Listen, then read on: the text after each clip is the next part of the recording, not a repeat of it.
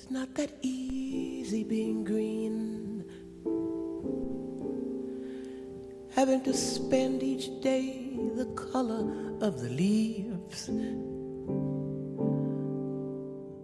I'm an urban farmer. I grow vegetables in the city, 3 miles from downtown in Lincoln Heights, California.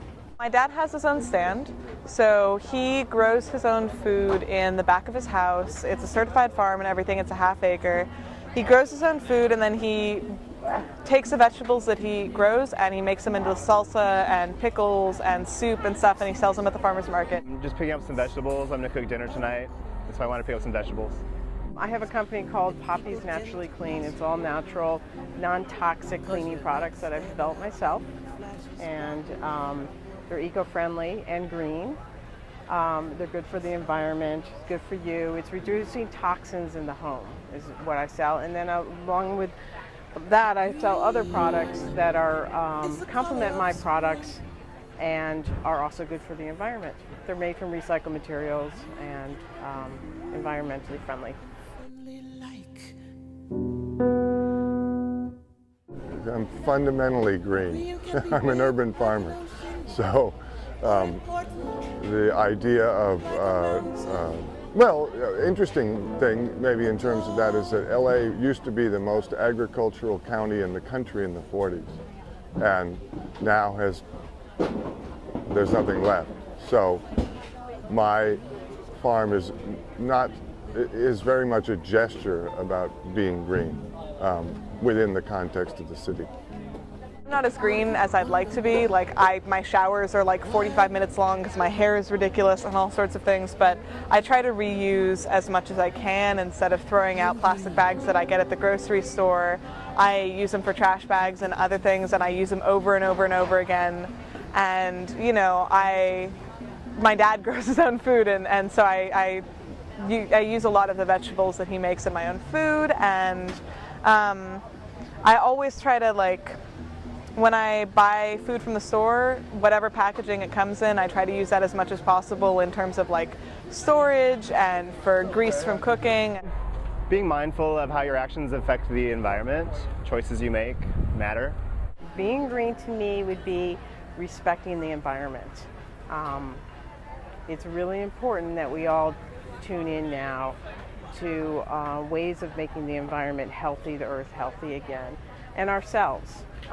So reducing toxins any way that we possibly can is the best way to do it, and to recycle. Make sure you're recycling everything, reuse things. Green to me is just being respectful of the environment. We have the lowest carbon footprint of anybody probably in, I would bet, California as a farm. And so then even for the restaurants that we supply to, then they're not flying, things aren't driving in trucks and things are not flying in airplanes. So that in theory would save a huge amount of gas and environmental contaminants in getting out into the air. I try to limit the amount of trips I take in my car to what's absolutely necessary. So my boyfriend lives in Westchester and I go to see him a lot, but I have to make it so that I spend half the week there and half the week here, so I make as few trips in my car as possible. If you buy locally produced produce, then it hasn't been shipped and there's less chemicals and it's just better for the environment. We're hyper-local. We're not just local, we're hyper-local. You don't have to be strictly militant about it, but I think as long as you're conscious of it and you try to impose it as often as you can in your day-to-day life, that's what it is to me. Originally, when I started my farm, I was never going to sell anything further than 5 miles from my house. And we're at 3 miles here at Silverlake. And we also don't even use power tools on my farm. So it's all hand dug. So yeah, we're pretty green. Stars in the sky, but green is the color of spring. and green can be cool and friendly